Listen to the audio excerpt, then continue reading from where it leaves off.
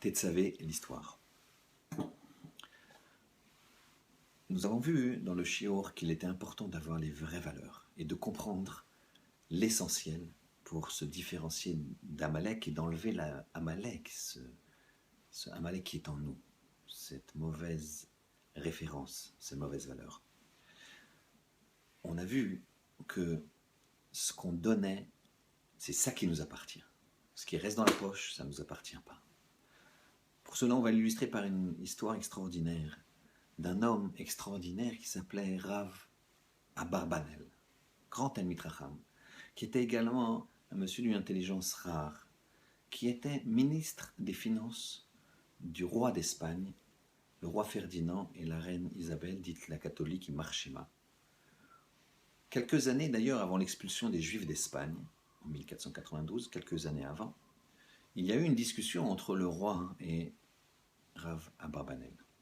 Le roi a dit à Rav Yitzhak Abarbanel, il lui a dit, écoute, certaines personnes dans la cour m'ont dit que tu n'étais pas quelqu'un d'honnête.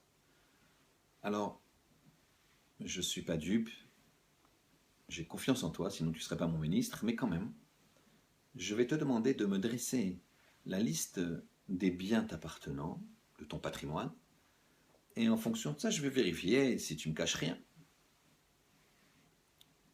Le lendemain matin, Rav Abarbanel a amené la liste de ses biens.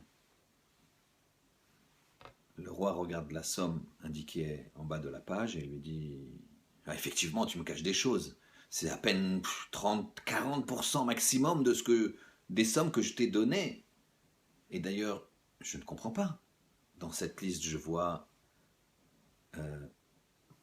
hôpital, je vois cheder pour enfants, yeshiva, don pour mariage, aide aux œuvres des orphelins, aide à une veuve. C'est quoi ça?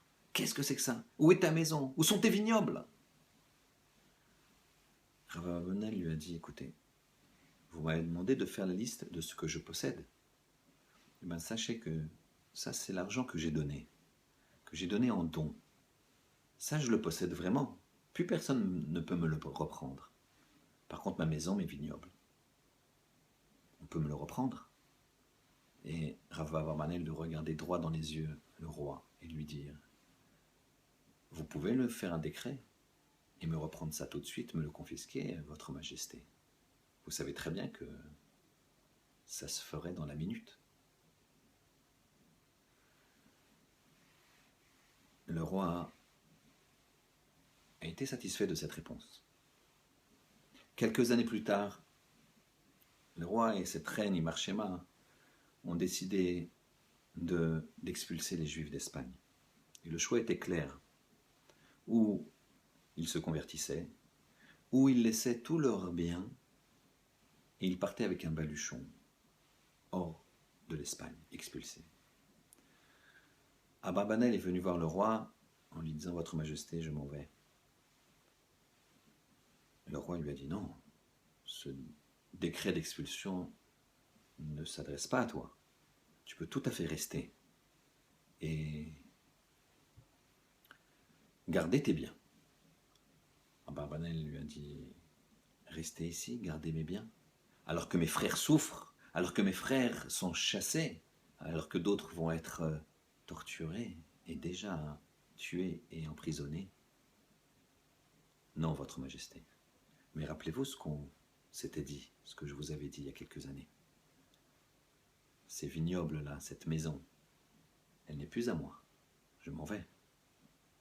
Mais les choses que j'ai fait avec mon argent, les choses que j'ai données, ça, c'est vraiment à moi. Qu'Hachem y fasse qu'on comprenne que ce qu'on donne, c'est à nous. Shabbat Shalom.